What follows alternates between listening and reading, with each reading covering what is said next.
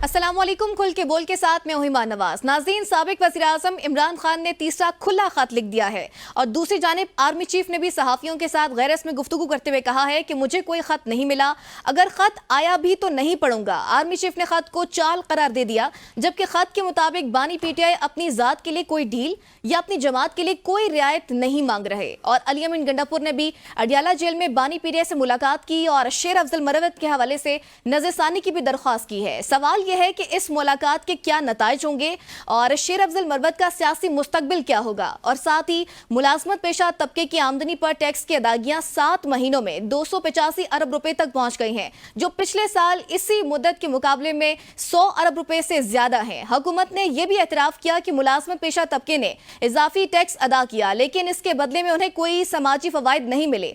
मगर नाज़रीन, यहाँ सवाल ये पैदा होता है कि अगर उन्हें फवायद नहीं मिले तो ये टैक्स कहाँ जा रहे हैं।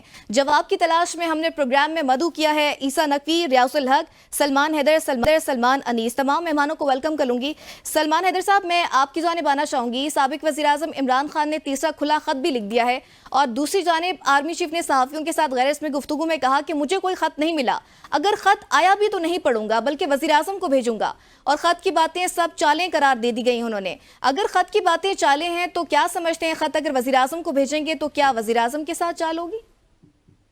अच्छा, thank you man to having me in your show. Basic मैं बात बता दूं कि आर्मी चीफ का यही कहना बनता था कि मुझे खत मिला नहीं।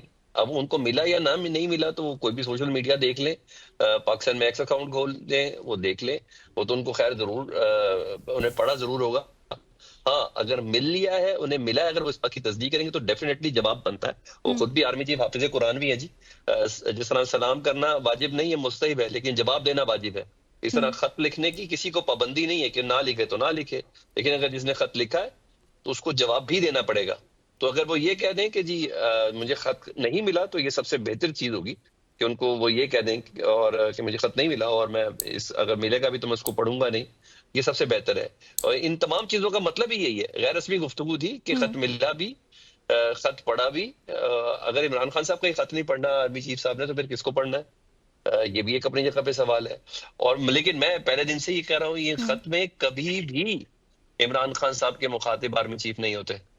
अच्छा, ये खत हुज्जतें तमाम होने की शक्लें हैं। इसमें कहीं शुरू में कुछ पीटीआई के मुखालिफिन ने ये जरूर कहा कि इमरान खान साहब शायद इस खत के अंदर से कोई एनआरओ मांग रहे हैं, लेकिन फिर नून लीग के जो ज़हीन लोग हैं, सियासतदान इसमें राना सनाउल्लाह साहब, ख्वाजा आसिफ साहब वगैरह ये शामिल हैं। फिर उन्होंने ये कहना शुरू कर दिया कि ये तो बकायदा अवाम और फौज के दरमियान फर्क डालने के लिए इमरान खान साहब खत लिख रहे हैं। अभी मेरे सामने खत भी है और मैं आपसे बात करते हुए उसको कहीं देख भी रहा हूँ, तो उसमें कतल कोई एनआरओ वाली बात नहीं है। उसमें इमरान खान साहब बता रहे कि मैं अपनी जात के लिए कोई डील या अपनी जमात के लिए किसी से नहीं कुछ मांग रहा।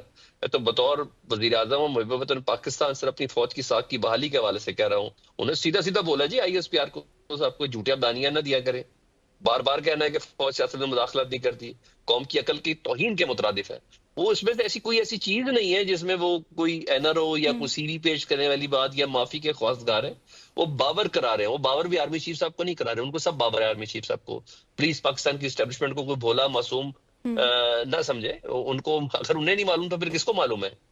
जी हाँ, तो वो तमाम चीजों ने पता है। वो बेसिकली रिकॉर्ड को दुरुस्त कर रहे हैं और ये साइकोलॉजिकल एक बहुत बड़ी मूव है। इसका इम्पैक्ट बहुत तगड़ा है। इसका इम्पैक्ट बहुत तगड़ा है कि आप हर दूसरे तीसरे दिन एक बार खत लिख के वही बात आगे पीछे करके उसको रिपीट कर देना, उसको दोहरा देना।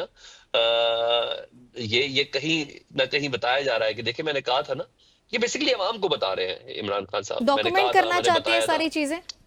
सॉरी, डॉक्यूमेंट करना चाह रहे हैं खान साहब सारी चीजें। डॉक्यूमेंट तो ऑलरेडी ट्वीट्स की शक्ल में तो है ही है ना। अब सिर्फ ये कह देना अब, और अगर आप ये कहें कि इसका कोई असर नमूदार नहीं है तो पर मुझे बता दें, फिर अता तारड़ साहब से लेके आज का पूरा प्राइम टाइम क्यों सजा हुआ है इमरान खान साहब के तीसरे खत के ऊपर? वो भाई, वो उसका इम्पैक्ट है तो सजा हुआ है ना। कल सुबह प्रेस कॉन्फ्रेंसेस देखिएगा।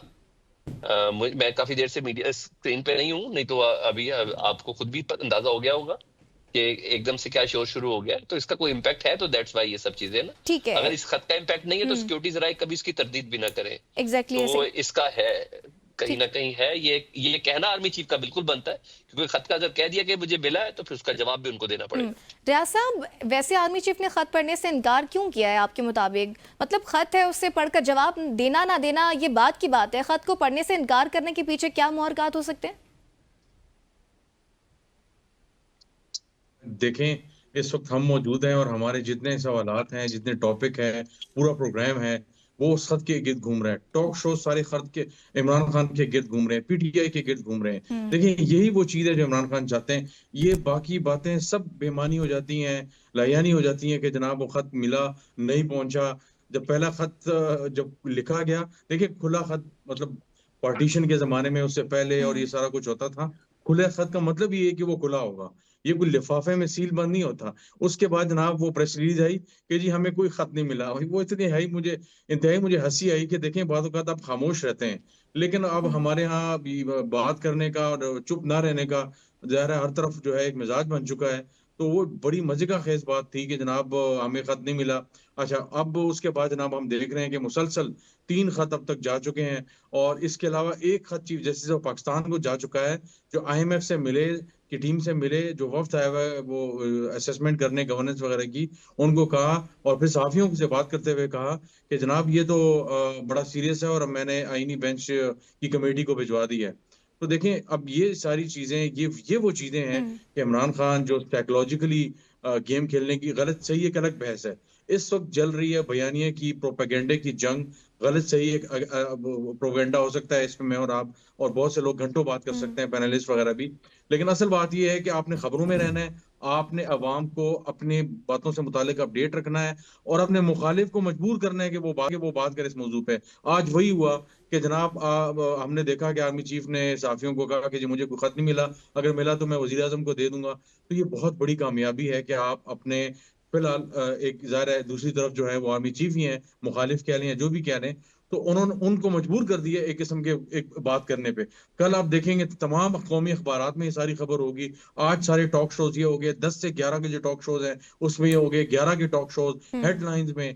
ये बहुत बड़ी कामयाबी है, यही वो बयानिए की जंग है जो इस वक्त लड़ने की कोशिश की जा रही है। पीटीआई इसमें भरपूर तरीके से कामयाब है। दूसरी तरफ नून लीग और पीपल्स पार्टी, वो बेचारे कोशिश कर रहे हैं, बयानिया दायर है, वो बहुत सी वजूहत हैं, वो क्या नहीं है उनके पास, क्या है, लेकिन बयानिया बनाना और सारा कुछ दायर इमरान खान इसमें यददगुला रखते हैं और हम देख रहे हैं। बाकी ये इररिलेवेंट है, खत गया नहीं गया, किसको लिखा, किसने पढ़ा, किसने नहीं पढ़ा, ये मैटर नहीं करता। उसकी टारगेट ऑडियंस ही अवाम है, उस तक पहुंच रहा है और वो किसी के कंधे पे लगता है या किसी के कंधे पे नहीं लगता, मैटर नहीं करता। अभी कुछ देर पहले जनाब वो उर्दू तर्जमा भी उसका आ गया, उन्होंने ट्वीट भी कर दिया, जी। अंग्रेजी का भी आ चुका है। और क्या चाहिए इससे बेहतर? यही वो चीज चाहते हैं इमरान खान बस। ठीक है सलमान अनीसा, बानी पीटीआई ने तीनों खत एक्स ट्वीट पर लिखे, जबकि इससे कबल 350 सफ़ात पर मुश्तमिल एक खत बमा यूएसपी सुप्रीम कोर्ट को लिखा, जिसके ऊपर काम होने के इम्कानात भी हैं। तो एक्स ट्विटर के बजाय आर्मी चीफ को बाकायदा खत क्यों नहीं लिखते? क्योंकि पाकिस्तान में एक्स पर पाबंदी भी है। वो ख़त लिखा है तो इसी वजह से तो आर्मी चीफ ने कहा कि मुझे तो मिला ही नहीं। वो जो ख़त लिखा जाता है बाय हैंड या जो टाइप जो भी लेटर है वो तो मेल के हवाले हो जाता है ना, तो वो मेल तो आपको पता है आर्मी की जो चीफ़ की है वो एज अ प्रोटोकॉल फ़िल्टर भी होती है और उनको खाली इंपॉर्टेंट जो भी मेल्स हैं वो फॉरवर्ड की जाती हैं। बहरहाल जी बड़ी खूबसूरत और दिलचस्प गुफ्तगू है। मेरे दोनों दोस्त सलमान हैदर साहब भी और रियाज साहब भी है ना, बड़ा बांगे दबंग कहते हैं कि बहुत अच्छा काम हुआ है। लगा ना पता एक बारी चीफ ने भी एक बारी जवाब देना पै गया। देखें, ये बात यहाँ तक तो बिल्कुल ठीक है कि आजकल के टॉक शोज़ के अंदर हम खतूत की बात करेंगे, लेकिन आर्मी चीफ के इस एक बयान के बाद जो पीटीआई का बयानिया था कि साड़ी गल बात चल रही है, खान हुन बाहर आ रहे हैं, वो भी दफन होगा।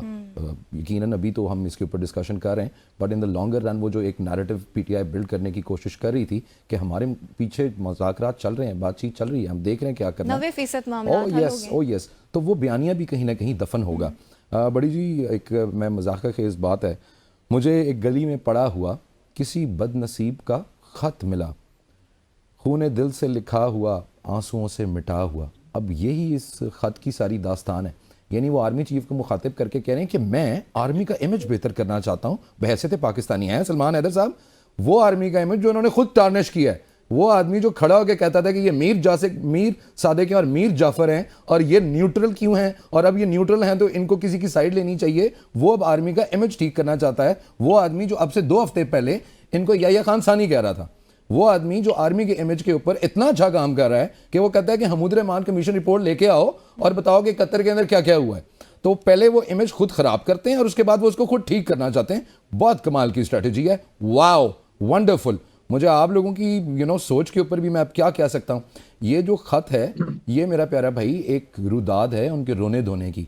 अगर वो माफ़ी नहीं मांग रहे गिड़गिड़ा के, तो वो और क्या कर रहे हैं।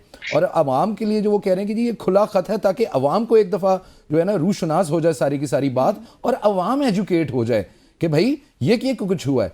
अरे मियाँ, अवाम को सारा कुछ पता है, और अवाम को पिछले 70-75 साल का भी पता है, और अवाम को पिछले 7 साल का भी पता है, स्टार्टिंग फ्रॉम 2018 टू 2025।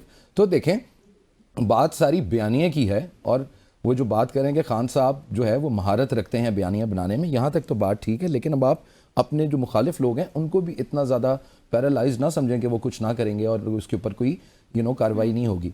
मसला ये है कि खान साहब अपने आप को यके बाद दीगरे सारे जो वो कार्ड इस्तेमाल कर सकते थे वो कर चुके हैं। उनको किसी किस्म की कोई ब्रेक थ्रू नहीं मिल रही कहीं पे भी। तो ये जो आखिरी एक हरबा है, वो अब से 4 हफ्ते पहले कहानी चल रही थी कि ट्रंप चाचू आएंगे, वो छुड़ाएंगे। फिर वो ग्रनैल की ट्वीटें आ रही थी, तो इधर से उसकी ट्वीटें आ रही थी, तो उधर से जो विल्सन आ रहा था। क्या हुआ? कुछ भी नहीं। यही मेरे सलमान हैदर भाई थे, वो कह रहे थे बस आप छोड़ दें, रुक जाएं, इनकी निकालें पुरानी रिकॉर्डिंग, प्ले करें। एक 4 हफ्ते पहले भाई क्या बात कर रहे थे कि प्रेशर पड़ गया है गवर्नमेंट पे, गवर्नमेंट बैकफुट के ऊपर चली गई है। अरे मियाँ, कुछ भी नहीं हुआ, सारी हुकूमत वहीं की वहीं है। वो यहाँ पे VIP गेस्टों को रिसीव कर रहे हैं, अपने एग्रीमेंट्स कर रहे हैं, अपने MOUs कर रहे हैं, अपनी मईशत के ऊपर तवज्जो दे रहे हैं। You want to bring a storm in a tea cup, Fabiha ले आए, जितना तूफान आप एक ला सकते हैं, फर्क कोई नहीं पड़ेगा। क्योंकि crux of the matter is कि जिन लोगों ने तवज्जो देनी थी खान साहब के ऊपर, उन्होंने तहिया कर लिया कि खान साहब के ऊपर बिल्कुल कोई तवज्जो नहीं देनी चाहिए, और उनको ऐसे ही इग्नोर करना चाहिए जैसे उनको इग्नोर करने का हक है। ठीक है नाज़रीन, एक छोटी सी ब्रेक लेंगे और फिर होंगे।